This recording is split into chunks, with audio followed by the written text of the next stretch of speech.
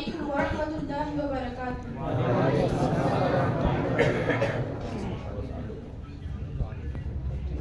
اعوذ باللہ من الشیطان الرجیم، بسم اللہ الرحمن الرحیم۔ الحمد للہ رب العالمین حمد الشاکرین، وافضل الصلوات واکمل السلام علی سید المرسلین خاتم النبیین، اما بعد، فقد قال اللہ تعالی فی القرآن المجید والفرقان الحمید، اقیموا الصلاۃ وآتوا الزکاۃ وارکعوا مع الراکعین، صدق اللہ العظیم وبلغنا رسول اللہ نبی الکریم۔ چمنشتان روزوی کے مہک کے پھولوں، شمع رسالت کے پروانوں، غوث اعظم کے عقیدت مندوں، یہ سب سے پہلے سبز گنبد میں آرام فرمانے والے آقا سیدنا ابرار واقعہ شہنشاہ دیوکار، اولین و فاصل بہار آقا محمد مصطفیٰ صلی اللہ علیہ وسلم کی بارگاہ میں نہایت عقیدت و محبت کے ساتھ اپنی غلامی کا ثبوت دیتی ہوں۔ درود شریف کو نذرانہ پیش فرمائیں۔ اللہم صلی علی سیدنا حبیبنا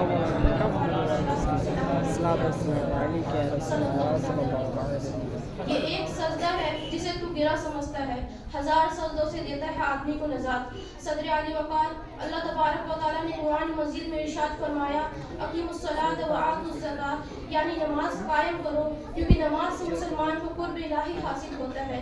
نماز مومن کے علامات ہے، دل کا سرور ہے، چہرے کا نور ہے۔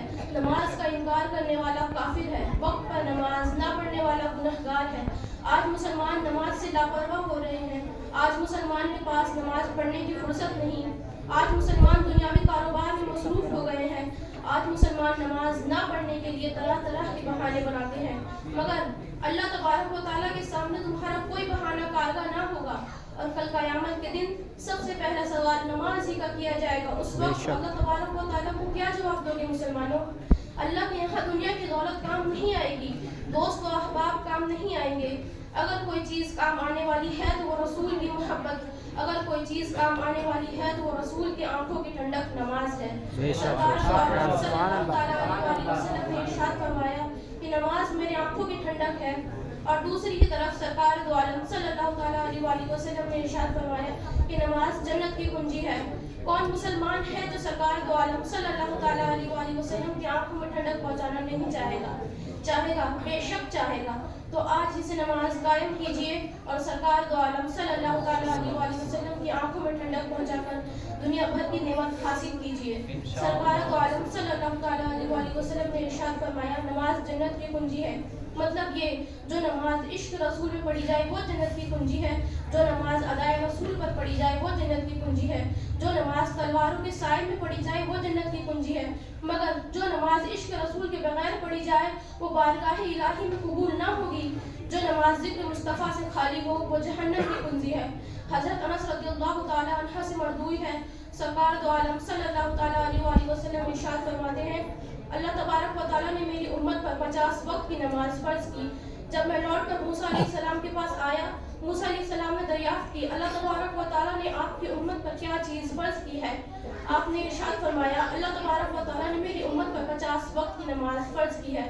موسیٰ علیہ السلام کہنے لگے کہ جائیے اور کم کرا لیجیے، کیونکہ آپ کی امت اتنی طاقت نہیں رکھتی۔ سرکار دو عالم صلی اللہ علیہ وسلم اپنی کمزور اور گنہگار امت کا خیال کرتے ہوئے اللہ تبارک و تعالیٰ کے پاس واپس گئے اور 45 وقت کی نماز معاف کرا لی گئی اور صرف 5 وقت کی نماز رہ گئی، مگر اللہ کے کلام میں کوئی تبدیلی نہیں۔ جو شخص خضوعی اور خوشبوئی کے ساتھ ذکر مصطفیٰ سینے میں بسا کر 5 وقت کی نماز پڑھے گا، اسے 50 وقت کی نماز کا ثواب دیا جائے گا۔ سرکار دو عالم صلی اللہ علیہ وسلم ارشاد فرماتے ہیں کہ جب انسان سجدہ کرتا ہے تو شیطان روتا ہے، بھاگ جاتا ہے۔ شیطان کہتا ہے، افسوس، انسان کو سجدے کا حکم ہوا، اس نے سجدہ کیا اور اسے جنت مل گئی، مگر مجھے سجدے کا حکم ہوا، میں نے انکار کیا اور مجھے جہنم ملی۔ محترم سامعین اکرام، اگر آپ شیطان کو رلانا چاہتے ہیں، اگر آپ چاہتے ہیں کہ شیطان آپ سے دور ہو جائے، اگر آپ شیطان کے سائے سے محفوظ رہنا چاہتے ہیں، تو آج اسے نماز قائم کیجئے۔